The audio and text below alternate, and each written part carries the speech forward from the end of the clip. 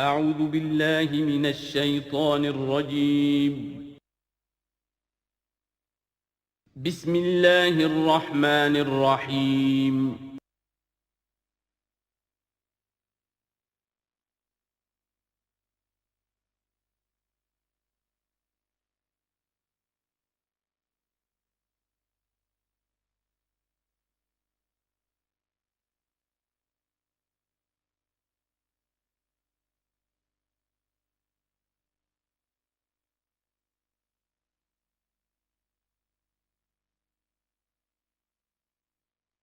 الحمد للہ وکفیٰ والصلاة والسلام علی عبادہ الذین اصطفیٰ، خصوصاً علی افضلہم وخاتم النبیین محمد الامین وعلی آلہ وصحبہ اجمعین. اما بعد فاعوذ باللہ من الشیطان الرجیم. بسم اللہ الرحمن الرحیم. افتطمعون ان یؤمنوا لکم وقد کان فریق منہم یسمعون کلام اللہ ثم یحرفونہ من بعد ما عقلوہ وہم یعلمون. صدق اللہ العظیم. رب اشرح لی صدری ویسر لی امری واحلل عقدۃ من لسانی یفقہوا قولی. اللہم ربنا الہمنا رشدنا واعذنا من شرور انفسنا. اللہم ارنا الحق حقا وارزقنا اتباعہ وارنا الباطل باطلا وارزقنا اجتنابہ. اللہم وفقنا لما تحب وترضى. اللہم ربنا آنس وحشتنا فی قبورنا وارحمنا بالقرآن العظیم. اللہم اجعلہ لنا اماما ونورا وہدا ورحمہ. اللہم ذکرنا منہ ما نسینا وعلمنا منہ ما جہلنا وارزقنا تلاوته آناء اللیل وآناء النہار واجعلہ لنا حجتا یا رب العالمین آمین. اب تک ہم نے سورہ بقرہ کے 8 رکوع اور اس پر مستضاد صرف 3 آیات کا مطالعہ کیا ہے. آج میں چاہتا ہوں کہ ہماری رفتار قدرے تیز ہو. تو یہ جو سلسلہ مضمون چل رہا ہے، خطاب بے امت سابقہ امت مسلمہ بنی اسرائیل، ان کے ساتھ خطاب کا سلسلہ سورہ بقرہ میں 5ویں رکوع سے شروع ہوا اور 15ویں رکوع کے آغاز تک چلے گا. یہ 10 رکوع ہیں. عرض کر چکا ہوں بار بار، اور اس کو میں چاہتا ہوں آپ اچھی طرح ذہن نشین کر لیں کہ اس میں سے پہلا رکوع جو ہے وہ دعوت کا ہے، وہ بہت فیصلہ کن ہے. یہی وجہ ہے کہ دیکھیے اس رکوع کا آغاز ہوا یا بنی اسرائیل اذکروا نعمتی التی انعمت علیکم واوفوا بعہدی اوف بعہدکم وایای فارہبون. اور خود بخود ظاہر ہو رہا ہے اسلوب کلام سے کہ اگلے رکوع سے بات کا رنگ بدل گیا ہے.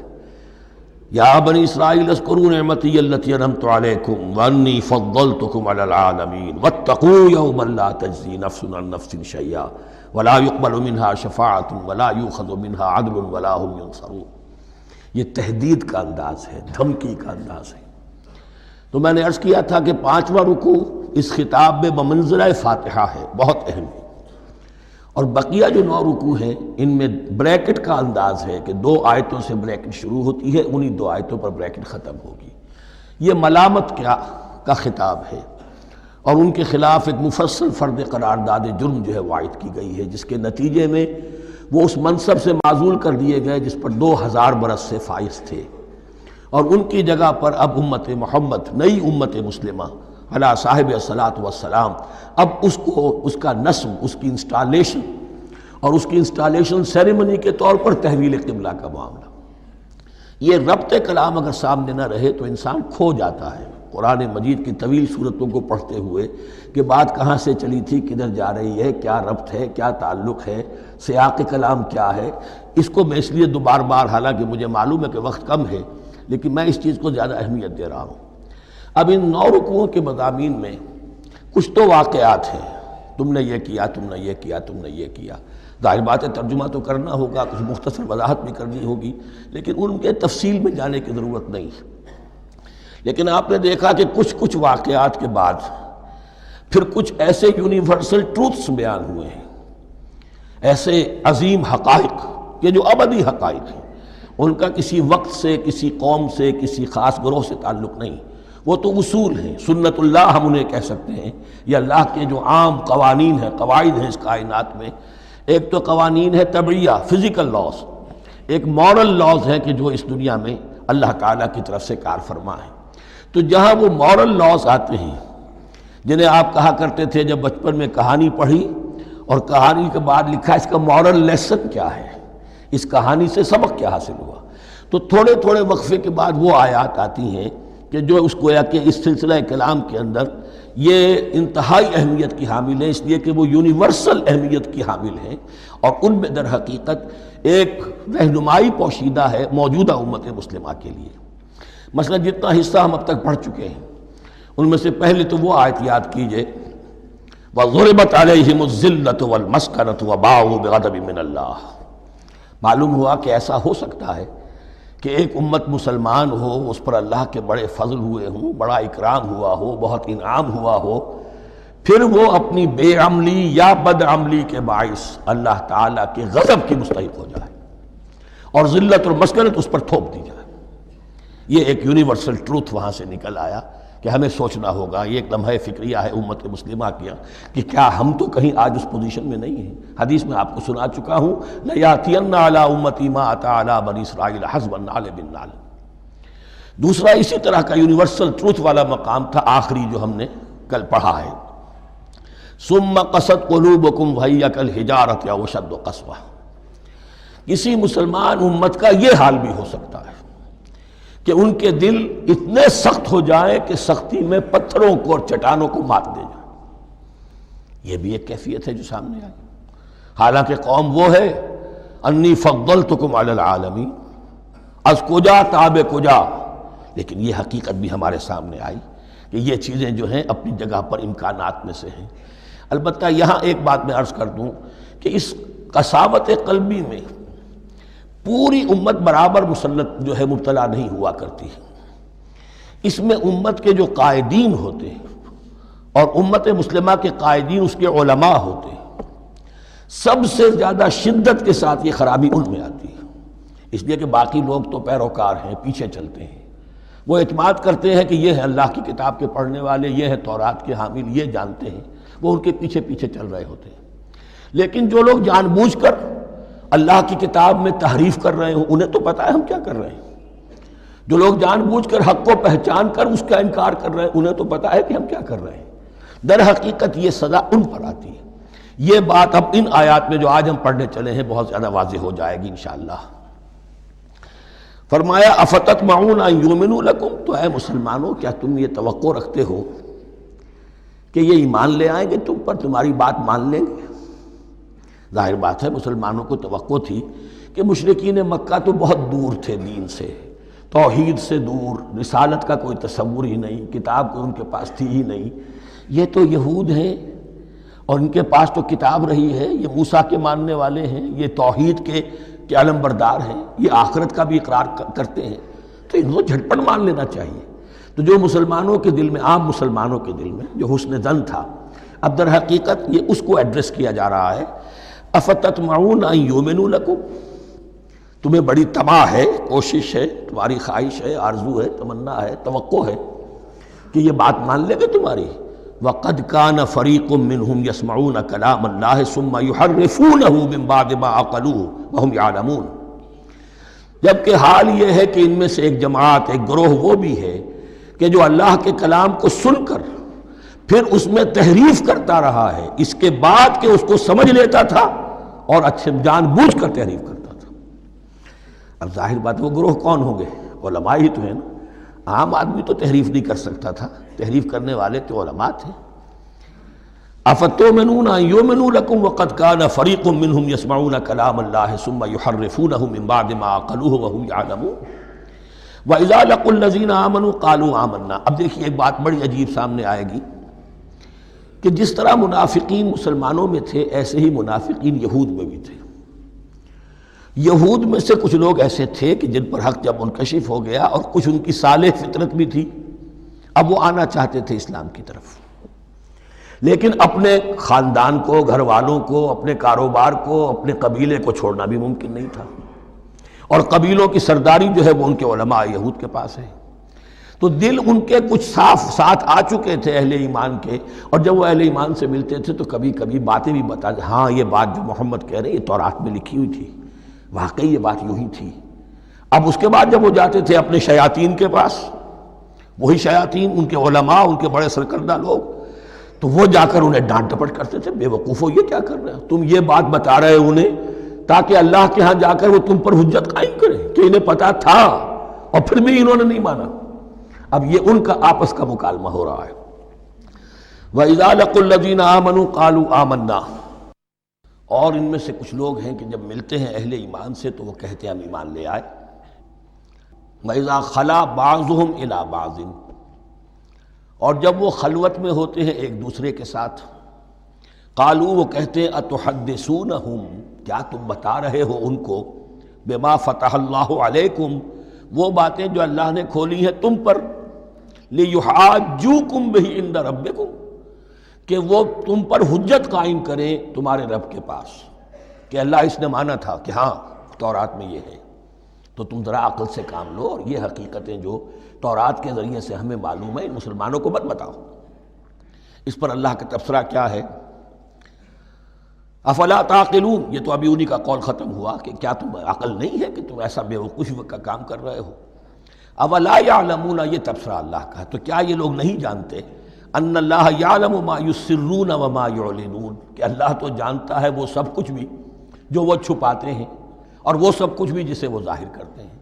تو چاہے یہ باتیں مسلمانوں کو بتاؤ نہ بتاؤ، اللہ کی طرف سے تو محاسبہ ہو ہی جانا ہے، لہذا یہ بھی ان کی ناسمجھی کی دلیل ہے۔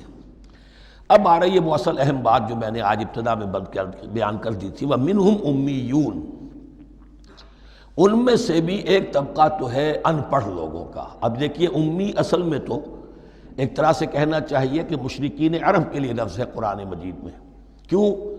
ان کے اندر پڑھنے لکھنے کا رواج بھی نہیں تھا، کوئی آسمانی کتاب بھی ان کے پاس نہیں تھی۔ لیکن اب یہود کے بارے میں کہا جا رہا ہے، جیسے آج مسلمان ہیں کہ اکثر و بیشتر مسلمان تو جاہل ہیں، چاہے پی ایچ ڈی کیا ہوا ہو، پی ایچ ڈی تو فزکس میں کیا ہوا ہے، قرآن کی الف بیتیں نہیں آتی، دین کے جو ہیں مبادی تک سے ناواقف ہیں، بہت پڑھے لکھے، اس کو ہمارے بعد لوگ کہتے ہیں پڑھے لکھے جاہل۔ آج کی عظیم اکثریت مسلمانوں کے پڑھے لکھے مسلمانوں کی وہ پڑھے لکھے جاہلوں پر مشتمل ہے، اس میں شامل کر لیجئے ہماری اکثریت جو ہے ہی بغیر پڑھی لکھی۔ تو اب انہیں کیا پتہ، وہ تو سارا اعتماد کریں گے علماء پر، کوئی بریلوی ہیں بریلوی علماء پر اعتماد کریں گے، کوئی دیوبندی ہیں وہ دیوبندی علماء پر اعتماد کریں گے، کوئی اہل حدیث ہیں وہ اہل حدیث علماء پر اعتماد کریں گے۔ منہم امیون، اب امیون کا سہارا کیا ہوتا ہے؟ منہم امیون لا یعلمون الکتاب الا امانیہ، وہ کتاب سے تو واقف نہیں ہوتے، اپنی کچھ خواہشات ہیں کہ جن کو جانتے ہیں۔ یہ خواہشات بعد میں کھل جائے گا، یہ خواہشات کیا ہیں؟ ہم تو اسرائیلی ہیں، ہم تو اللہ کے محبوب ہیں، ہم تو امت محمد میں ہیں، ہماری تو شفاعت ہو ہی جائے گی، یہ امانی ہے۔ تلک امانیہم، اور ہمیں تو جہنم میں داخل کیا بھی تو تھوڑے سے عرصے کے لیے، ہمیں نکال لیا جائے گا، یہ امانی ہے۔ تو ان کے پاس تو یہ تو ان امانی، امنیہ کہتے ہیں خواہش، امانی اس کی جمع ہے، یہ اپنی خواہشات، انگریزی کا لفظ صحیح تعبیر کرے گا وشفل تھنکنگ، یہ اپنی اس وشفل تھنکنگ کے سہارے جی رہے ہیں، علم ان کے پاس ہے ہی نہیں۔ وَإِنْهُمْ إِلَّا يَظُنُّونَ، اور وہ نہیں کچھ کر رہے ہیں مگر ظن و تخمین، گمان ہے، ان کے اپنے من گھڑت خیالات ہیں۔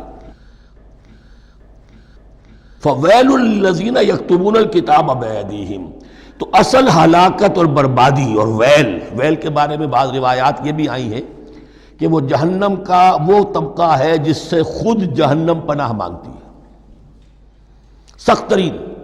تو وہ ویل، وہ تباہی جو ہے ان کے لیے ہے جو کتاب لکھتے ہیں اپنے ہاتھ سے، ثم یقولون ھذا من عند اللہ، اور پھر کہتے ہیں یہ اللہ کی طرف سے ہے، لیشتروا بہ ثمنا قلیلا، تاکہ حاصل کر لیں اس سے کچھ بڑی گھٹیا سی حقیر سی قیمت، یعنی فتویٰ نویسی جس کا معاملہ ہے۔ اب کوئی شخص آیا، اس نے ایک رائے پوچھی، انہوں نے اپنا جو بھی ہے وہ لکھا اور کہا یہی دین کا تقاضا ہے، بس یہی علم ہے، یہی اللہ کی بات ہے۔ اب اس میں کتنا کچھ واقعتاً انہوں نے صحیح بات کہی ہے، کتنی ہٹ درمی سے کام لیا ہے، کتنی کسی رشوت کے مبنی کو رائے دی ہے، خود بدلتے نہیں قرآن کو بدل دیتے ہیں، ہوئے کس درجہ فقیہان حرم بے توفیق، تو یہ ان کے علماء کا کردار تھا۔ ثم یقولون ھذا من عند اللہ لیشتروا بہ ثمنا قلیلا فویل لہم مما کتبت ایدیہم، تو ہلاکت اور بربادی ہے ان کے لیے اس چیز سے کہ جو ان کے ہاتھوں نے لکھی، وویل لہم مما یکسبون، اور ان کے لیے ہلاکت اور بربادی ہے اس کمائی سے جو وہ کر رہے ہیں۔ یہ سارا دھندا جو ہے فتویٰ فروشی کا اور دین فروشی کا، اس کے لیے تباہی وہ اپنے لیے مول لے رہے ہیں، اس سے کوئی ان کو اللہ تعالیٰ کے ہاں کوئی اجر و ثواب نہیں ملے گا۔ وقالوا، اب یہ آگے امانی، وقالوا لن تمسنا النار الا ایاما معدودہ، وہ کہتے ہیں ہمیں تو آگ چھو ہی نہیں سکتی، ہاں گنتی کے چند دن، صرف یہ کہ دوسروں کی آنکھوں میں دھول جھونکنے کے لیے کہ کوئی اعتراض نہ کر دے، اللہ ہمیں آگ میں پھینکا جا رہا اور ان کو نہیں پھینکا جا رہا، یہ ہم سے بھی بدتر تھے کردار میں، تو شاید ان کا منہ بند کرنے کے لیے چند دن کے لیے ہمیں جہنم میں ڈال دیں گے، پھر فوراً نکال لیں۔ وقالوا لن تمسنا النار الا ایاما معدودہ، اور وہ کہتے ہیں کہ نہیں چھو سکتی ہمیں آگ مگر گنتی کے چند دن۔ قل اتخذتم عند اللہ عہدا، ان سے کہیے کیا تم نے اللہ سے کوئی عہد لے لیا ہے، کوئی قول و قرار ہو گیا ہے؟ فلن یخلف اللہ عہدہ، کہ تمہیں یہ یقین ہے کہ اللہ اپنے عہد کے خلاف نہیں کرے گا؟ ام تقولون علی اللہ ما لا تعلمون، یا تم اللہ کی طرف اس بات کی نسبت کر رہے ہو، تہمت لگا رہے ہو، جڑ رہے ہو یہ بات اللہ پر جو تم نہیں جانتے، جس کے لیے تمہارے پاس کوئی علم نہیں ہے۔ بلا من کسب سیئۃ، اب یہ انتہائی وہ یونیورسل ٹروتھس جو ہیں جو میں نے کہا تھا، ابدی حقائق، اس کی عظیم ترین حقیقت آ رہی ہے، نوٹ کیجئے۔ بلا، کیوں نہیں، من کسب سیئۃ، جس شخص نے جان بوجھ کر ایک گناہ کمایا، لیکن گناہ بڑا، کبائر، صغائر نہیں، سیئۃ، یہ اس کی جو تنکیر ہے وہ ایک کا فائدہ بھی دے رہی ہے اور تفخیم کا بھی۔ جس نے بھی جان بوجھ کر کسبا، ایک گناہ کمایا، فاحاطت بہ خطیئتہ، اور اس کی خطا نے اس کا گھیراؤ کر لیا، یعنی ایک ہی گناہ ہے، سود کھا رہا ہے، باقی نماز ہے، تہجد ہے، یہ ہے وہ ہے، لیکن اس ایک گناہ کی برائی بھی اتنی اس کے گرد جو ہے چھا جائے گی کہ پھر اس کی یہ ساری نیکیاں ختم ہو کر رہ جائیں، ایک گناہ۔ بلا من کسب سیئۃ واحاطت بہ خطیئتہ فاولئک اصحاب النار هم فیہا خالدون، اس میں ہمارے مفسرین نے یہ لکھا ہے کہ اس کی خطا کاری اتنی اس کے اوپر چھا جائے کہ ایمان کا کوئی اثر باقی نہ رہے۔ اور المعاصی برید الکفر، یہ علماء کے ہاں اصول ہے کہ یہ جو گناہ ہوتے ہیں یہ ڈاک ہے کفر کی، ہوتے ہوتے گناہ پر مداومت اگر اس پر چلتا ہے تو اصل میں ہوتے ہوتے ہوتا یہ ہے کہ اسے پتہ بھی نہیں ہوتا، وہ اپنے آپ کو مسلمان سمجھتا ہے، اندر سے ایمان ختم ہو چکا ہوتا ہے۔ دیمک کی طرح جو ہے وہ دروازے کی چوکھٹ جو ہے کھائی گئی، اوپر صرف ایک ونیئر لگا ہوا ہے جو نظر نہیں آ رہا۔ یہ عقل جو ہے اللہ نے دیمک کو بھی دی ہے کہ چھوٹی سی چھپٹی چھوڑ دینا تاکہ دھوکہ کھاتے رہیں لوگ گھر والے، باقی یہ کہ اندر سے کھوکھلا کر دیا۔ اولئک اصحاب النار، یہ آگ والے ہیں، ہم فیہا خالدون، جو اس میں ہمیشہ ہمیشہ رہیں گے۔ یہ ہے قاعدہ کلیہ، قرآن کا قطعی اور ابدی فیصلہ۔ والذین آمنوا وعملوا الصالحات، ہاں اس کے برعکس جو لوگ ایمان لائیں اور نیک عمل کریں۔ اب نیک عمل میں ہر شخص نے اپنا اپنا نظریہ بنا رکھا ہے۔ مراد نیک عمل قرآن مجید کا کیا ہے؟ دین کے سارے تقاضوں کو ادا کرنا، وہ نیک عمل ہوگا۔ آپ نے ایک نیکی لے لی، یتیم خانہ کھول دیا، بڑی فاؤنڈیشن بنا دی، بیواؤں کا انتظام ہو رہا ہے، لیکن کاروبار میں سودی لین دین ہے، جھوٹ ہے، فریب ہے، دھوکہ ہے، سب چل رہا ہے، تو یہ نہیں ہے۔ دین کے تقاضے یہ بھی ہے کہ دین کو قائم کرنے کی جد و جہد میں لگو، اس کی شرائط پوری کرو۔ تو فرمایا والذین آمنوا وعملوا الصالحات اولئک اصحاب الجنہ ہم فیہا خالدون، وہ ہے جنت والے اور وہ اس میں ہمیشہ ہمیشہ رہیں گے۔ وَإِذْ أَخَذْنَا مِيثَاقَ بَنِي إِسْرَائِيلَ لَا تَعْبُدُونَ إِلَّا اللَّهَ، اور یاد کرو جب کہ ہم نے بنی اسرائیل سے عہد لیا تھا تم نہیں عبادت کرو گے کسی کی سوائے اللہ کے۔ وَبِالْوَالِدَيْنِ إِحْسَانًا، اور اس کے ساتھ دوسرا حکم، اور یہ اہم مقام ہے کہ اللہ کے حق کے فوراً بعد والدین کے حق کا ذکر قرآن مجید میں 4 مقامات پر آیا، ان میں سے ایک مقام یہ ہے وبالوالدین احسانا، والدین کے ساتھ نیک سلوک کرو گے، وذی القربیٰ اور قرابت داروں کے ساتھ بھی، والیتامیٰ اور یتیموں کے ساتھ بھی، والمساکین اور محتاجوں کے لیے بھی، وقولوا للناس حسنا اور لوگوں سے اچھی بات کہو، اچھی بات کہو، صحیح بات کہو، امر بالمعروف کرتے رہو، نیکی کی دعوت دیتے رہو، وَأَقِیمُوا الصَّلَاةَ وَآتُوا الزَّکَاۃَ اور نماز قائم کرو، قواعد قائم رکھو اور زکوٰۃ ادا کرو گے، یہ گویا کہ معاہدہ ہو رہا ہے۔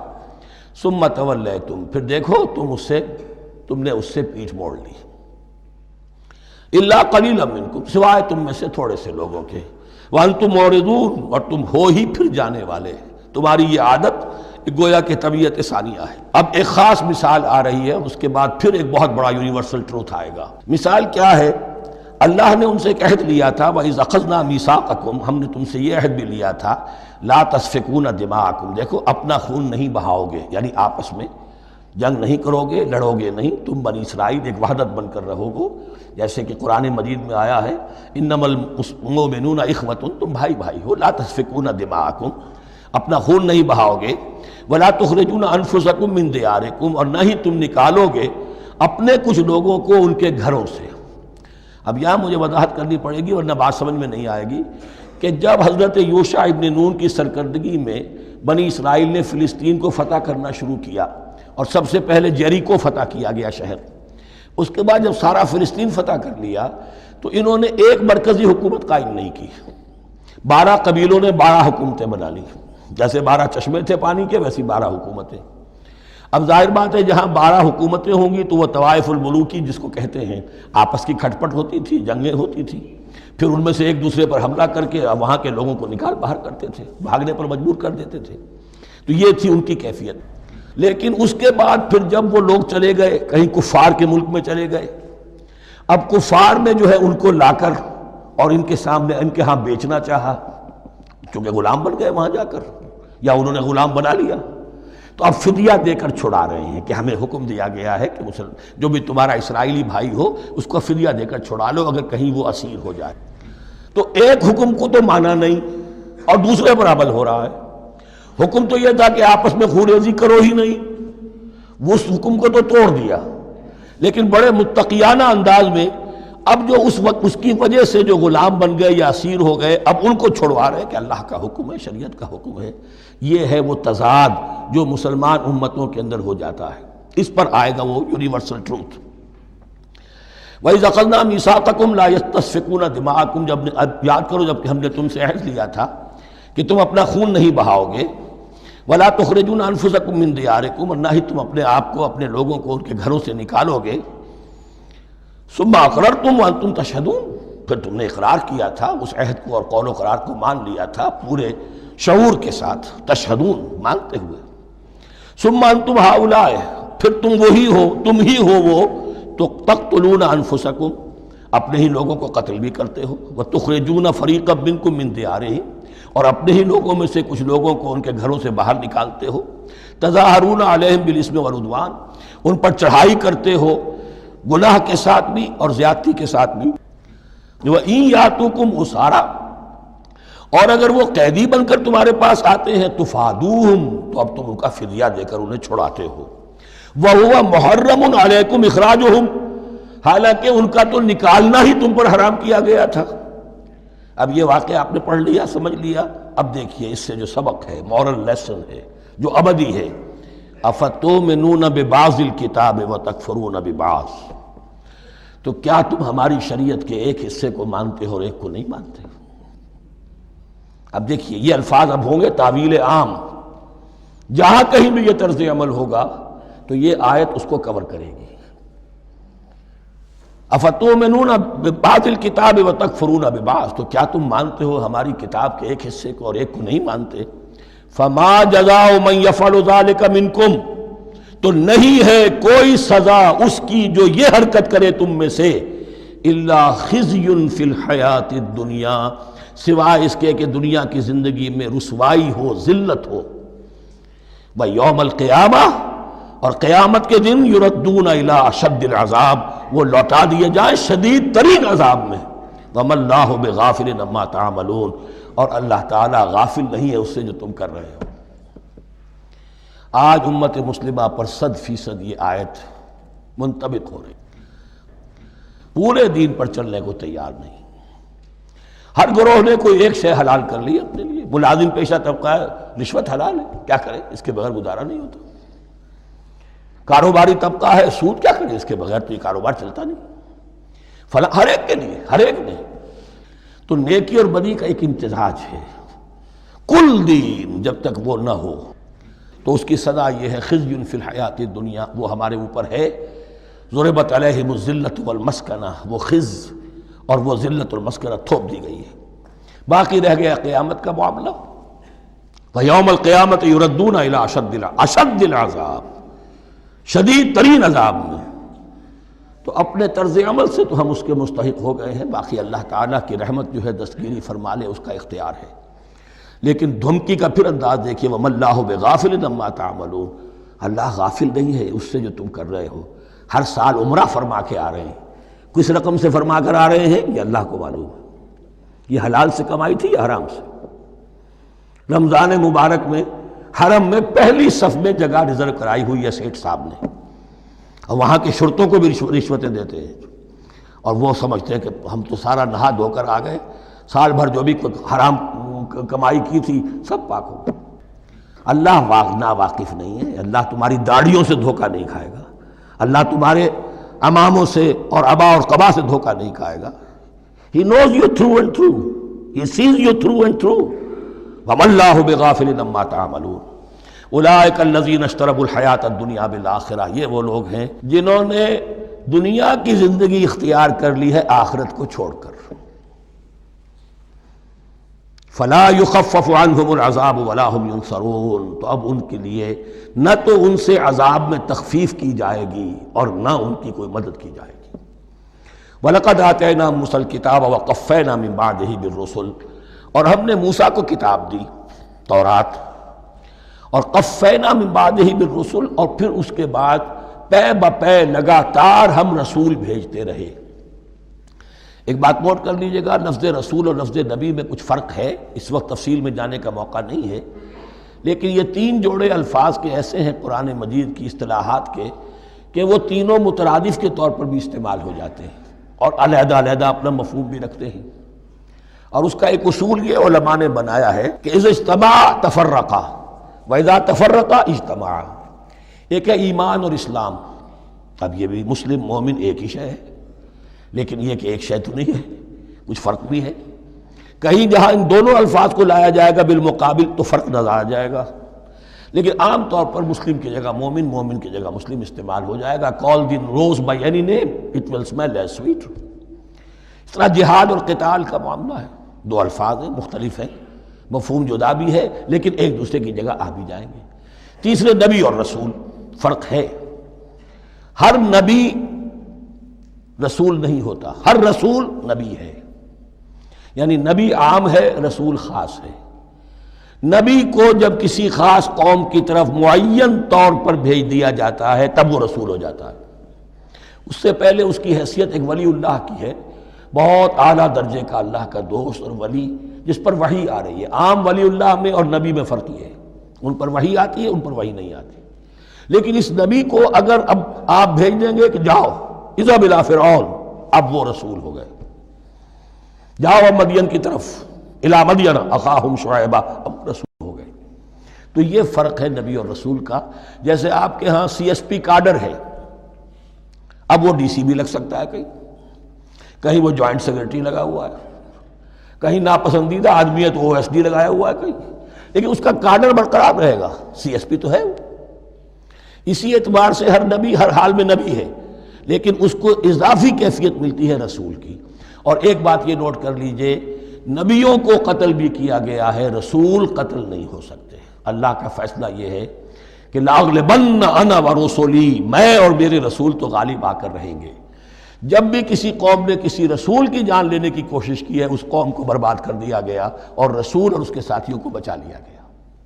یہ معاملہ ہوا ہے اللہ کا تمام رسولوں کے ساتھ، نبیوں کے ساتھ نہیں۔ حضرت یحییٰ نبی تھے، قتل کر دیے گئے۔ حضرت عیسیٰ رسول تھے، قتل نہیں کیے جا سکتے تھے، ان کو زندہ آسمان پر اٹھا لیا گیا۔ اب وہی دوبارہ آئیں گے۔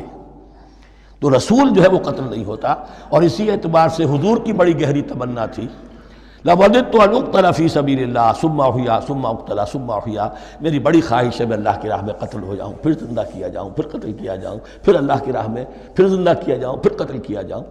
لیکن اللہ نے یہ خواہش آپ کی پوری نہیں کی، اس لیے کہ آپ اللہ کے رسول تھے۔ اب یہاں نوٹ کیجئے گا، یہاں لفظ رسول تو آ گیا ہے لیکن یہ نبی کے معنی میں ہے۔ قفینا من بعدہ بالرسل، اس لیے کہ رسول حضرت موسیٰ کے بعد حضرت عیسیٰ ہی ہے، درمیان میں پروفٹس ہیں، یہ prophets of the old testament, یہ انبیاء ہیں، لیکن ان کے لیے لفظ رسول آ گیا ہے۔ وَآتَيْنَا عِيسَى ابْنَ مَرْيَمَ الْبَيِّنَاتِ وَأَيَّدْنَاهُ بِرُوحِ الْقُدُسِ، اور ہم نے عیسیٰ کو بڑی واضح نشانیاں دیں، حصی معجزات جتنے حضرت مسیح کو دیے گئے ہیں ویسے اور کسی نبی کو نہیں دیے گئے۔ یہ بعد میں تذکرہ آ جائے گا سورہ آل عمران میں۔ اور ہم نے مدد کی ان کی روح القدس کے ساتھ، حضرت جبرائیل کی خاص تائید انہیں حاصل تھی۔ ظاہر بات ہے، میں نے عرض کیا ہے کہ جو معجزہ ہوتا ہے وہ کسی نبی کی اپنی طاقت سے اس کا ظہور نہیں ہوتا، رسول کے کسی طاقت سے، یا کرامت کسی ولی اللہ کے اپنے اختیار میں نہیں ہوتی، یا اللہ کی طرف سے، اور اس کے لیے ظہور جو ہوتا ہے وہ فرشتوں کے ذریعے سے۔ ایدناہ بروح القدس افکلما جاءکم رسول بما لا تہوی انفسکم، اب یہاں پر تبصرہ ہو رہا ہے، جو بھی کچھ یہود نے کیا حضرت مسیح کے ساتھ وہ چونکہ معلوم ہے اس کا تذکرہ نہیں کیا، صرف اس پر تبصرہ ہو رہا ہے۔ تو جب بھی کبھی تمہارے پاس کوئی رسول آیا، بما لا تہوی انفسکم، وہ چیز لے کر جو تمہارے جیوں کو، تمہارے من کو بھائی نہیں، اچھی نہیں لگی، استکبرتم، تم نے استکبار کیا، وہی استکبار جو عزازیل نے کیا تھا اور ابلیس بن گیا، ابا واستکبر، استکبرتم ففریقا کذبتم وفریقا تقتلون، تو کچھ کو تو تم نے صرف ان کی تردید ہی کی اور کچھ کو تم نے قتل بھی کیا، تقتلون، تو یہ انبیاء کے قتل ہو سکتا ہے۔ اور نمبر دو ایک رائے یہ دی گئی ہے، تقتلون جو ہے قتل تم نہیں آیا ہے، یہ فعل مضارع ہے، اور فعل مضارع کے اندر ایک فعل جاری رہتا ہے، ختم نہیں ہوتا، گویا کہ تم قتل کرنے کی کوشش کرتے رہے۔ بعض لوگوں کی تو جان کے در پہ ہو گئے۔ وَقَالُوا قُلُوبُنَا غُلْفٌ، اور انہوں نے کہا ہے کہ ہمارے دل تو غلافوں کے اندر بند ہیں۔ یہ اس کو ملائیے پہلی آیت جو آج ہم نے پڑھی ہے، أَفَتَطْمَعُونَ أَن يُؤْمِنُوا لَكُمْ، تو اے مسلمانوں کیا تم یہ توقع رکھتے ہو اور چاہتے ہو کہ یہ تمہاری بات مان لیں گے؟ ان کی اس خواہش کے جواب میں جو وہ کہتے تھے وہ یہ قول ہے، وَقَالُوا قُلُوبُنَا غُلْفٌ، ہمارے دل غلافوں میں ہیں، میاں تمہاری بات ہم پر اثر نہیں کر سکتی، جاؤ کسی اور سے بات کرو۔ آج بھی آپ کو یہ الفاظ سننے کو مل جائیں گے، قلوبنا غلف، ہمارے دل تو غلافوں میں ہیں، بڑے مضبوط ہیں، مستحکم ہیں، تمہاری بات اس میں گھر کر ہی نہیں سکتی۔ بل لعنہم اللہ بکفرہم، یہ ہے تبصرہ، جس کو یہ کہہ رہے ہیں کہ ہمارے دل محفوظ ہیں اور غلافوں میں ہیں، حقیقت میں تو ان پر لعنت ہو چکی ہے اللہ کی طرف سے ان کے کفر کی وجہ سے۔ فقلیلا ما یؤمنون، تو واقعتاً اب کم ہی ہوں گے ان میں سے جو ایمان لائیں گے۔ وَلَمَّا جَاءَهُمْ كِتَابٌ مِّنْ اللَّهِ مُصَدِّقٌ لِّمَا مَعَهُمْ، اب یہاں پر ذکر ہو رہا ہے خود حضور صلی اللہ علیہ وسلم کا، اور جب آ گئی ان کے پاس کتاب اللہ کے پاس سے، یعنی یہ قرآن، مصدق لما معہم، جو اس کی تصدیق کرتے ہوئے آیا جو ان کے پاس ہے۔ میں اس کی وضاحت کر چکا ہوں، قرآن ایک طرف تصدیق کرتا ہے تورات اور انجیل کی، اور دوسری طرف وہ مصداق بن کر آیا ہے تورات اور انجیل کی پیشن گوئیوں کا۔ وَكَانُوا مِن قَبْلُ يَسْتَفْتِحُونَ عَلَى الَّذِينَ كَفَرُوا، اور ان کا حال یہ تھا کہ وہ آخری کتاب اور آخری نبی کے حوالے اور واسطے سے اللہ تعالیٰ سے فتح کی دعائیں کیا کرتے تھے کافروں کے خلاف۔ ہوتا کیا تھا کہ یہ تین قبیلے مدینے میں آ گئے کہ جو یہودی تھے، بنو قینقاع، بنو نذیر اور بنو قریظہ، اسی میں وہاں رہتے تھے اوس اور خزرج جو یمن سے آئے تھے، اصل عربی قبائل تھے، پھر آس پاس کے قبائل بھی تھے، وہ سب کے سب امیین میں سے تھے، ان کے پاس نہ کوئی کتاب، نہ کوئی شریعت، نہ کسی نبوت سے آگاہ۔ اب ان کے آپس میں جب لڑائیاں ہوتی تھیں اور یہ مار کھاتے تھے، سرمایہ دار تھے، دولت والے تھے، عام طور پر بزدل تھے، لہذا جب بھی کبھی مقابلہ ہوتا تھا مار کھاتے تھے۔ تو وہاں یہ کہا کرتے تھے کہ ابھی تو تم ہمیں مار لیتے ہو، دبا لیتے ہو، نبی آخری زمان کی آنے کا وقت آ چکا ہے، وہ نئی کتاب لے کر آئیں گے، جب وہ آئیں گے ہم ان کے ساتھ ہو کر جب تم سے جنگ کریں گے تو تم ہمیں شکست نہیں دے سکو گے، ہمیں فتح حاصل ہوگی۔ اور دعا کیا کرتے تھے اللہ اس نبی آخر الزماں کا ظہور جلد ہو تاکہ اس کے واسطے سے اور اس کے ذریعے سے اس کے صدقے ہمیں فتح مل سکے. یہ دعائیں تھیں. چونکہ خزرج اور اوس کے لوگوں نے ان کی یہ دعائیں سنی ہوئی تھیں. یہی وجہ ہے کہ حج میں سن 11 نبوی کے حج میں یا سن 10 نبوی کے حج میں جب وہاں پر 6 آدمیوں سے حضور نے بات کی جو خزرج کے تھے سب کے سب، انہوں نے کلنکھیوں سے ایک دوسرے کو دیکھا، معلوم ہوتا ہے یہ وہی نبی ہے جن کا ذکر یہ یہودی کرتے ہیں. تو اس سے پہلے کہ وہ ایمان لائے تم ایمان لے آؤ. گویا کہ وہ علم بالواسطہ طور پر جو انہیں پہنچا تھا وہ ان کے لیے کتنا بڑا سرمایہ بن گیا، ان کی نجات کا ذریعہ بن گیا. اور وہ علم جو ان کے پاس تھا تعصب کی وجہ سے اور تکبر کی وجہ سے وہ اسی طرح رہ گئے. فَذَهَبَ اللَّهُ بِنُورِهِمْ وَتَرَكَهُمْ فِي ظُلُمَاتٍ لَا يُبْصِرُونَ صُمٌّ بُكْمٌ عُمْيٌ فَهُمْ لَا يَرْجِعُونَ. وَلَمَّا جَاءَهُمْ كِتَابٌ مِّنْ عِندِ اللَّهِ مُصَدِّقٌ لِّمَا مَعَهُمْ وَكَانُوا مِن قَبْلُ يَسْتَفْتِحُونَ عَلَى الَّذِينَ كَفَرُوا فَلَمَّا جَاءَهُم مَّا عَرَفُوا كَفَرُوا. تو جب ان کے پاس آ گئے وہ چیز جسے انہوں نے پہچان لیا پھر انہوں نے کفر کیا. فَلَعْنَةُ اللَّهِ عَلَى الْكَافِرِينَ. تو اللہ کی لعنت ہے ایسے کافروں پر. بِئْسَ مَا اشْتَرَوْا بِهِ أَنفُسَهُمْ أَن يَكْفُرُوا بِمَا أَنزَلَ اللَّهُ بَغْيًا أَن يُنَزِّلَ اللَّهُ مِن فَضْلِهِ عَلَى مَن يَشَاءُ مِنْ عِبَادِهِ. بہت بری شے ہے جس کے عوض کہ انہوں نے اپنی جانوں کو فروخت کر دیا. یعنی دنیا کا حقیر سا نفع، یہاں کی حقیر سی مسندیں، یہاں کا جو بھی چودراہٹیں ہیں، جو بھی ان کی حیثیت ہے، صرف اس کا قربانی دینے کو تیار نہیں. یہی تو سبب ہے، اس کی وجہ سے کفر کر رہے ہیں پہچان کر. تو بری ہے وہ شے جس کے لیے انہوں نے اپنے آپ کو بیچ دیا. ان یکفروا کہ وہ کفر کر رہے ہیں اس وجہ سے بما انزل اللہ بغیا جو اللہ نے نازل فرمایا ہے. اور کفر کیوں کر رہے ہیں؟ اس زدم زدہ میں ان ینزل اللہ من فضلہ علی من یشاء من عبادہ کہ اللہ تعالیٰ نے نازل کر دیا ہے اپنے اس فضل میں سے اپنے بندوں میں سے جس پر چاہا. وہ اس امید میں تھے کہ وہ اسرائیلی ہی ہوگا. جب 1400 برس تک نبوت ہمارے پاس رہی، اب فترت کا زمانہ ہے، 600 برس گزر گئے، اب آخری نبی آنا ہے. ان کو گمان یہ تھا وہ ہم میں سے ہی ہوگا. یہاں یہ ہوا کہ یہ رحمت اللہ کی اور یہ فضل جو ہے بنی اسماعیل پر ہو گیا. اس کی وجہ سے زدم زدہ بغین، اس بغین کے لفظ کو اچھی طرح نوٹ کر لیجئے. یہ اختلاف جو ہوتا ہے دین میں اس کا اصل سبب یہ بغین کا لفظ آئے گا بار بار قرآن مجید میں. یہ بغین کیا ہے؟ جسے عہد حاضر کے ایک خاص جو مکتب فکر ہے سائیکالوجی کا، ایڈلر کا، اس میں یہ قرار دیا گیا ہے کہ انسان کے جو موٹیوز ہیں، جو اس کا انسٹنکٹس ہیں، ان میں ایک بہت پاورفل موٹیو جو ہے to dominate, urge to dominate. میں اس کی بات کیوں مانوں، یہ کیوں نہ میری مانے، یہ ڈومینیشن. تو بغیہ کے معنی بھی ہے حد سے بڑھنا، تجاوز کرنا. تو وہ اپنی حد سے بڑھ کر دوسروں کے اوپر روب گاٹھنے کے لیے یہ سارا انہوں نے کیا اس وجہ سے کہ بنی اسماعیل کے ایک شخص محمد صلی اللہ علیہ وسلم پر اللہ تعالیٰ نے یہ رحمت نازل فرما دی. فَبَاءُوا بِغَضَبٍ عَلَىٰ غَضَبٍ. تو وہ لوٹے غضب پر غضب لے کر، یعنی تہ بر تہ غضب ہے ان پر اللہ تعالیٰ کا.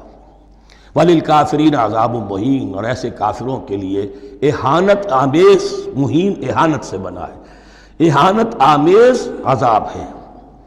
وَإِذَا قِيلَ لَهُمْ آمِنُوا بِمَا أَنزَلَ اللَّهُ. اور جب ان سے کہا جاتا ایمان لاؤ اس پر جو اللہ نے نازل فرمایا، قَالُوا نُؤْمِنُ بِمَا أُنزِلَ عَلَيْنَا. ہم ایمان رکھتے ہیں اس پر جو ہم پر نازل ہوا. وَيَكْفُرُونَ بِمَا وَرَاءَهُ. اور وہ کفر کر رہے ہیں جو اس کے پیچھے ہے. انہوں نے انجیل کا کفر کیا، حضرت مسیح کو نہیں مانا. انہوں نے محمد کا کفر کیا ہے صلی اللہ علیہ وسلم، اور قرآن کو نہیں مانا. وَهُوَ الْحَقُّ مُصَدِّقًا لِمَا مَعَهُمْ. اور وہ کفر کر رہے ہیں حالانکہ وہ حق ہے، سچ ہے، درست ہے، اور تصدیق کرتے ہوئے آیا ہے اس کی جو ان کے پاس ہے. قل اے نبی ان سے کہیے فَلِمَ تَقْتُلُونَ انبیاء اللہ. یہاں وہ لفظ واضح ہو گیا. تو پھر کیوں تم قتل کرتے رہے ہو اللہ کے نبیوں کو من قبل، اس سے پہلے. ایسے ہی حق پرست ہو، ایسے ہی جو کچھ تم پر نازل کیا گیا اس پر ایمان رکھنے والے ہو، تو تم نے نبیوں کو کیوں قتل کیا؟ تم نے زکریا کو کیوں قتل کیا علیہ الصلوۃ والسلام؟ تم نے یحییٰ کو کیوں قتل کیا علیہ الصلوۃ والسلام؟ تمہارے تو ہاتھ جو ہے نبیوں کے خون سے آلودہ ہیں. فَلِمَ تَقْتُلُونَ أَنْبِيَاءَ اللَّهِ مِنْ قَبْلِ إِن كُنتُم مُؤْمِنِينَ، اگر واقعتاً تم ایمان والے ہو. وَلَقَدْ جَاءَكُم مُوسَىٰ بِالْبَيِّنَاتِ، تمہارے پاس موسیٰ آئے تھے کھلی تعلیمات لے کر، واضح معجزے لے کر.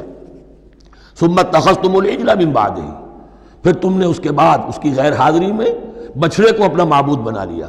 وَأَنْتُمْ ظَالِمُونَ، اور تم ظالم ہو. وَإِذْ أَخَذْنَا مِيثَاقَكُمْ وَرَفَعْنَا فَوْقَكُمُ الطُّورَ، یاد کرو جب کہ ہم نے تم سے عہد لیا تھا اور تمہارے اوپر کوہ طور کو معلق کر دیا تھا. خُذُوا مَا آتَيْنَاكُمْ بِقُوَّةٍ، پکڑو اس کو مضبوطی کے ساتھ جو ہم نے تمہیں دیا ہے. وَاسْمَعُوا، اور سنو. قَالُوا سَمِعْنَا وَعَصَيْنَا، انہوں نے کہا ہم نے سنا اور نافرمانی کی. یہ ان کی ایک اور بیماری تھی، الفاظ کو ذرا سا چکر دے کر ایسے پڑھنا کہ مفہوم جو ہے بالکل بدل جائے.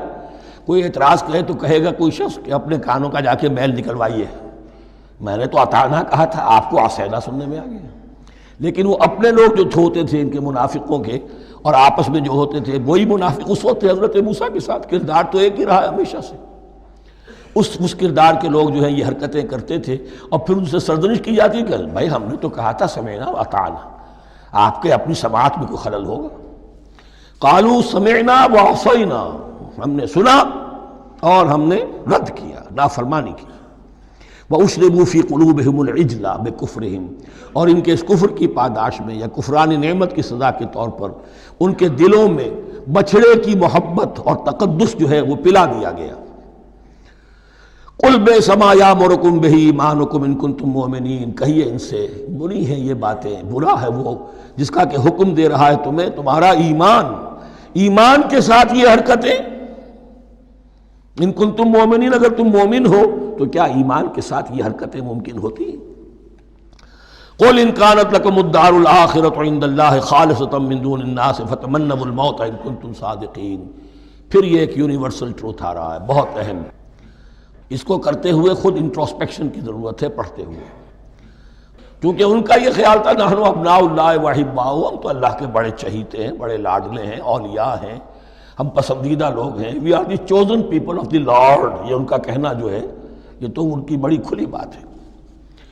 اور ان کا کہنا ہے کہ آخرت کا گھر تو ہمارے لیے ہے ہی ہے، اٹھا لو.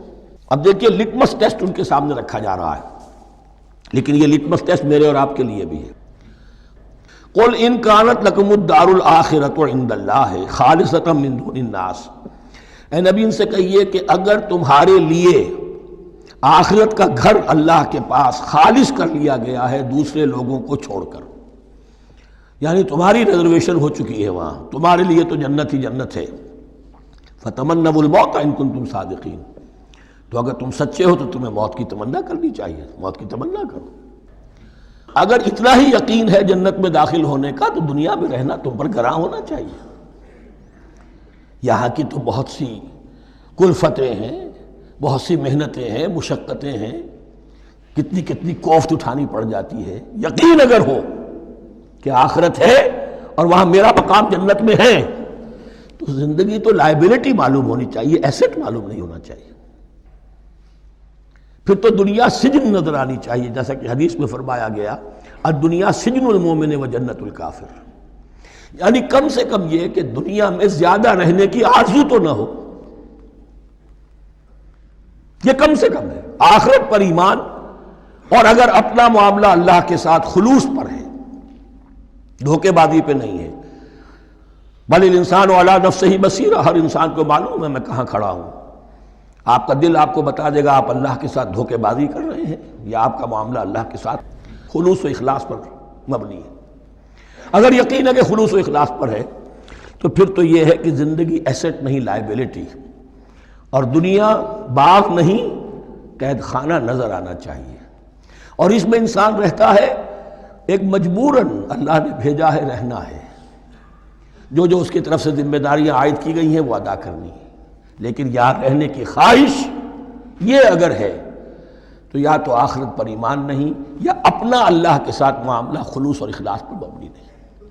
دس از دی لٹمس ٹیسٹ. فَتَمَنَّوُا الْمَوْتَ إِن كُنتُم صَادِقِينَ وَلَن يَتَمَنَّوْهُ أَبَدًا، اور یہ ہرگز نہیں کریں گے تمنا اس کی موت کی، بِمَا قَدَّمَتْ أَيْدِيهِمْ، بسبب ان کرتوتوں کے جو ان کے ہاتھوں نے آگے بھیجے ہوئے ہیں۔ ہر شخص کو معلوم ہے میں نے کیا کمائی کی ہے، کیا بھیجی ہے۔ واللہ علیم بالظالمین، اور اللہ ان ظالموں سے بخوبی واقف ہے۔ وَلَتَجِدَنَّهُمْ أَحْرَصَ النَّاسِ عَلَىٰ حَيَاةٍ، اور تم انہیں دیکھو گے اس دنیا کی زندگی پر تمام انسانوں سے بڑھ کر حریص ہیں۔ وَمِنَ الَّذِينَ أَشْرَكُوا، یہاں تک کہ مشرکوں سے زیادہ حریص ہے۔ اور یہ بات صحیح ہے، اہل ایمان کے ساتھ مقابلہ مشرکین نے کیا، کھل کر میدان میں آ کر کیا، ڈٹ کر کیا، اپنی جانیں اپنے باطل معبودوں کے لیے قربان کی۔ یہودی نہیں لڑ سکے، من ورائے جدر، فصیلوں کے پیچھے سے اور ادھر سے، لیکن سامنے آ کر مقابلہ نہیں کر سکے، اس لیے کہ انہیں جانیں بہت عزیز تھیں۔ وَلَتَجِدَنَّهُمْ أَحْرَصَ النَّاسِ عَلَىٰ حَيَاةٍ وَمِنَ الَّذِينَ أَشْرَكُوا، حتیٰ یہ کہ مشرکین سے بھی زیادہ یہ دنیا کی زندگی کے حریص ہیں۔ یود احدہم لو یعمر الف سنہ، ان میں سے ہر ایک کی یہ خواہش ہے کہ کسی طرح اس کی عمر 1000 برس ہو جائے۔ وما ہوا بمزحزحہ من العذاب ان یعمر، اور اگر ان کو معمر کر بھی دیا جائے، طویل زندگی دے بھی دی جائے، تو عذاب سے تو چھٹکارا نہیں ملے گا، آخرت تو بالآخر تو آنی ہے۔ واللہ بصیر بما یعملون، اور اللہ دیکھ رہا ہے جو کچھ کہ وہ کر رہے ہیں۔ قل من کان عدوا لجبریل فانہ نزلہ علی قلبک، اب جیسا کہ میں نے عرض کیا کہ ان کا خیال یہ تھا کہ آخری نبوت کا وقت تو قریب ہے، ہوگا وہ کوئی اسرائیلی، ہوگا ہم میں سے۔ معاملہ ہو گیا تلپٹ، اللہ نے ان کی آزمائش اتنی بڑی کر لی کہ جنہیں حقیر سمجھتے تھے، بڑی امیین ہیں، ان پڑھ ہیں، نہ ان کے پاس کتاب، نہ کوئی شریعت، نہ کوئی قانون، نہ کوئی ضابطہ، کچھ بھی نہیں، اللہ نے ان میں سے ایک آدمی کو، ایک شخص کو چن لیا۔ لہذا ان کے لیے اب ان کے اندر دشمنی پیدا ہوئی، کس سے؟ گالیاں دینے لگے حضرت جبرائیل کو، اس نے دشمنی کی ہے ہمارے ساتھ، آ تو رہا تھا پیغام ہم میں سے کسی کے لیے، لے گیا ادھر۔ اور یہ بات آپ کو شاید بڑی عجیب لگے، لیکن یہ کہ شیخ احمد سرہندی رحمۃ اللہ علیہ نے اپنے مکاتیب میں یہ لکھا ہے کہ اہل تشیع کا ایک فرقہ ایسا بھی رہا ہے، میں نہیں جانتا کہ آج بھی ہے یا نہیں ہے، جس کو غرابیہ کہتے تھے، غرابیہ۔ ان کا عقیدہ یہ تھا کہ حضرت محمد صلی اللہ علیہ وسلم اور حضرت علی رضی اللہ تعالی عنہ، ان کی ارواح بالکل ایک دوسرے کے ایسے مشابہ تھیں جیسے ایک کوا دوسرے کوے کے مشابہ ہوتا ہے، غراب کوے کو کہتے ہیں۔ تو جبریل دھوکہ کھا گئے، وہ وہی اللہ نے بھیجی تھی علی کے لیے، لے گئے محمد کے پاس صلی اللہ علیہ وسلم۔ تو یہ بات جو شیخ احمد سرہندی کی لکھی ہوئی غرابیہ فرقہ ان کا، مجھے یہ نہیں معلوم کہ اب بھی ہے یا نہیں ہے، لیکن یہ بات یہود کے ہاں جو ہے وہ موجود تھی۔ اور بات جان لیجئے، لَيَأْتِيَنَّ عَلَىٰ أُمَّتِي مَا أَتَىٰ عَلَىٰ بَنِي إِسْرَائِيلَ حَسْبَ النَّعْلِ بِالنَّعْلِ، اس کی حقیقت اور سے اور منکشف ہوتی چلی جائے گی۔ تو اب یہاں فرمایا قُلْ مَنْ كَانَ عَدُوًّا لِجِبْرِيلَ، اے نبی کہہ دیجئے جو کوئی بھی دشمن ہو گیا ہو جبرائیل کا، فَإِنَّهُ نَزَّلَهُ عَلَىٰ قَلْبِكَ بِإِذْنِ اللَّهِ، تو اس نے تو نازل کیا ہے اس قرآن کو آپ کے دل پر اللہ کے حکم سے، جبرائیل کا اپنا اختیار تو نہیں تھا۔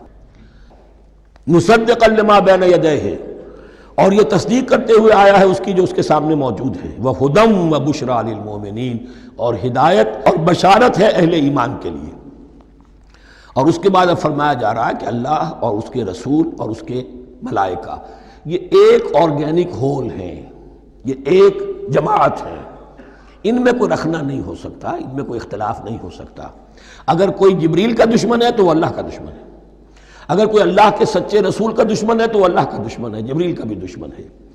من کان عدوا للہ وملائکتہ ورسلہ وجبریل ومیکال فإن اللہ عدو للکافرین، تو کان کھول کر سن لو، جو کوئی بھی دشمن ہے اللہ کا اور اس کے فرشتوں کا اور اس کے رسولوں کا اور جبرائیل کا اور میکائیل کا، تو اللہ تعالیٰ کی طرف سے بھی اعلان ہے کہ اللہ ایسے کافروں کا دشمن ہے۔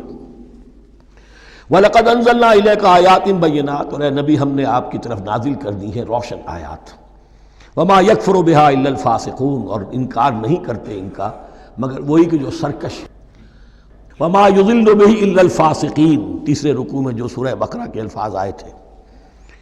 أَوَكُلَّمَا عَاهَدُوا عَهْدًا نَبَذَهُ فَرِيقٌ مِّنْهُمْ، تو جب بھی کبھی انہوں نے کوئی عہد کیا، اللہ سے میثاق کیا، اللہ کے رسولوں سے کوئی عہد کیا، نَبَذَهُ فَرِيقٌ مِّنْهُمْ، ان میں سے ایک گروہ نے اس معاہدے کو پھینک دیا اٹھا کر۔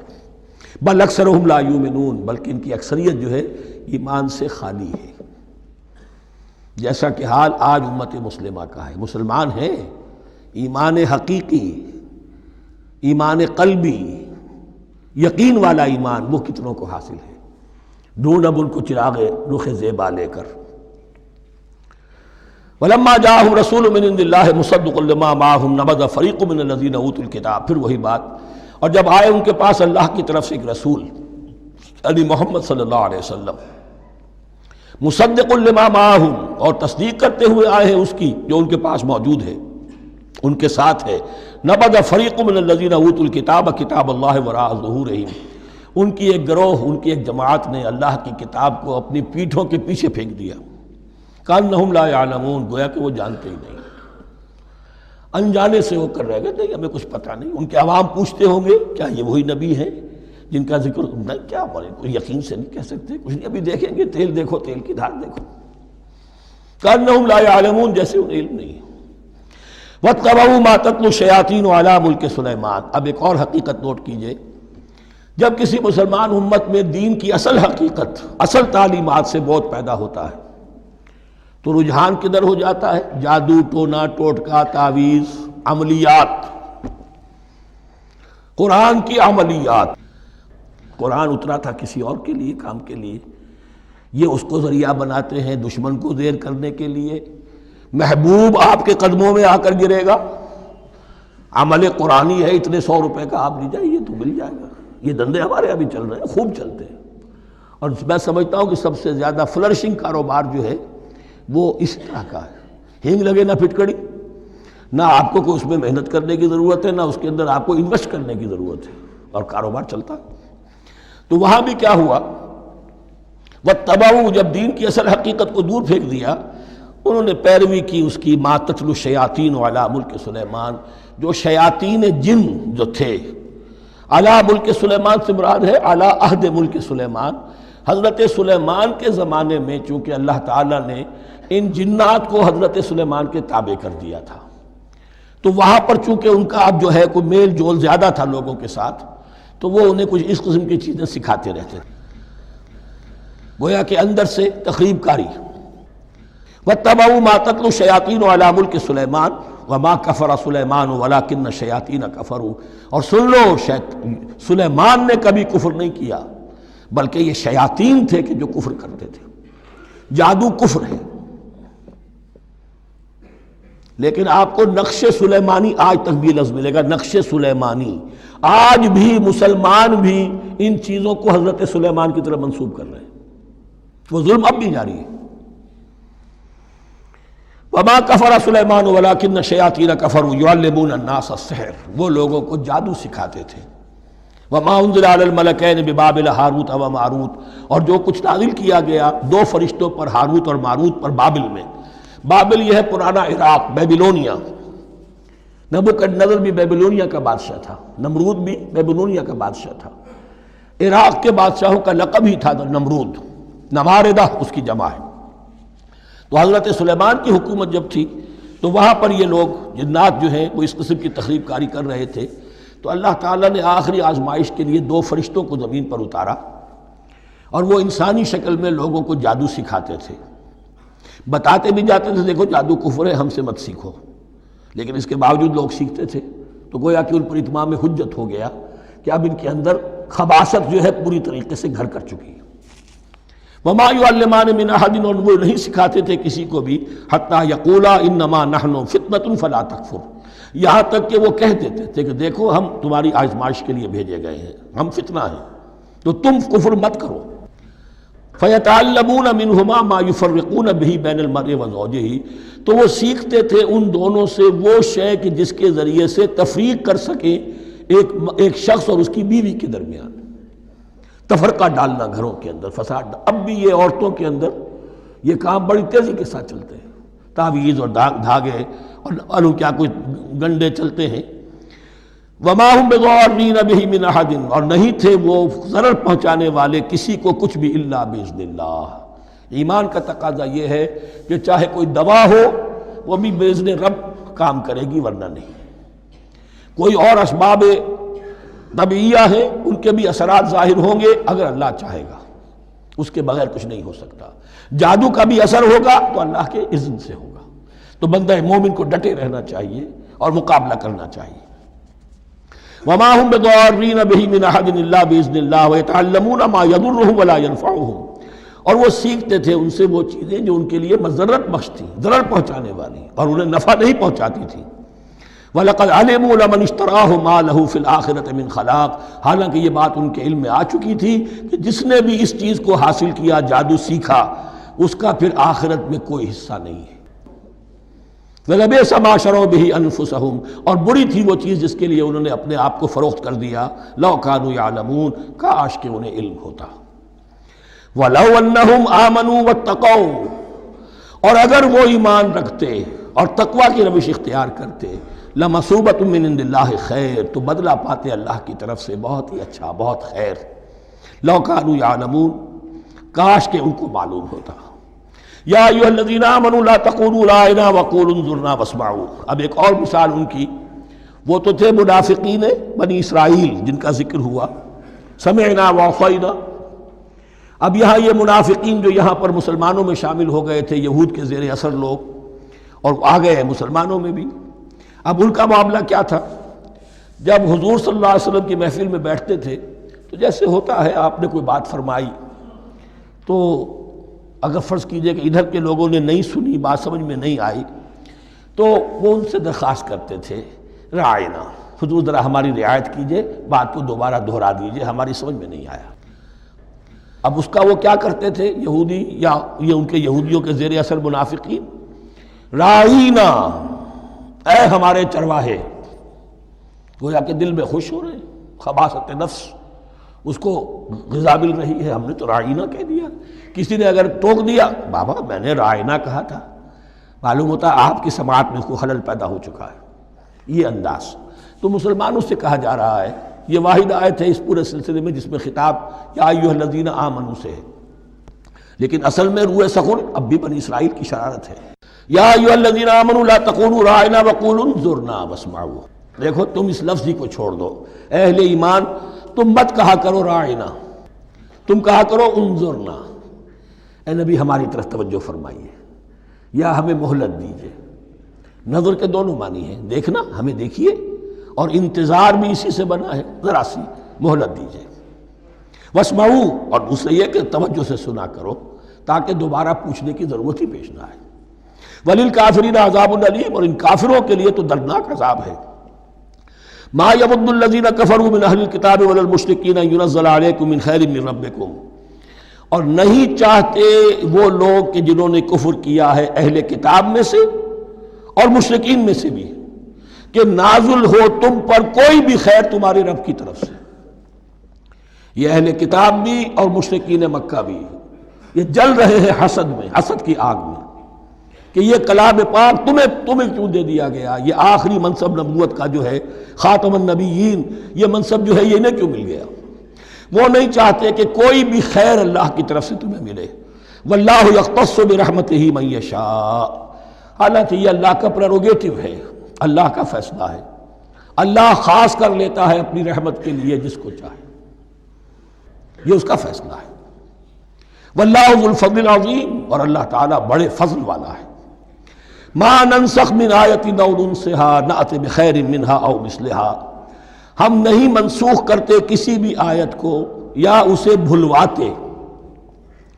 ایک تو ہے ننسخ، منسوخ کر دینا، ایک ہے حافظے سے ہی کسی کے محو کر دینا۔ ما ننسخ من آیت او ننسها نأت بخیر منہا، تو ہم اس کی جگہ پر اس سے بہتر لے آتے ہیں، او مثلہا، یا ویسی ہی لے آتے ہیں۔ الم تعلم ان اللہ علی کل شیء قدیر، کیا تم یہ نہیں جانتے کہ اللہ تعالیٰ ہر چیز پر قدرت رکھتا ہے، اسے ہر شے کا اختیار ہے۔ الم تعلم ان اللہ لہ ملک السماوات والارض، کیا تم نہیں جانتے کہ اللہ کے لیے ہی اختیار مطلق ہے، بادشاہی ہے آسمانوں اور زمین کی۔ وما لکم من دون اللہ من ولی ولا نصیر، اور نہیں ہے تمہارے لیے اللہ کے سوا کوئی بھی نہ ولی اور نہ مددگار۔ بارک اللہ لی ولکم فی القرآن العظیم ونفعنی وإیاکم بالآیات والذکر الحکیم۔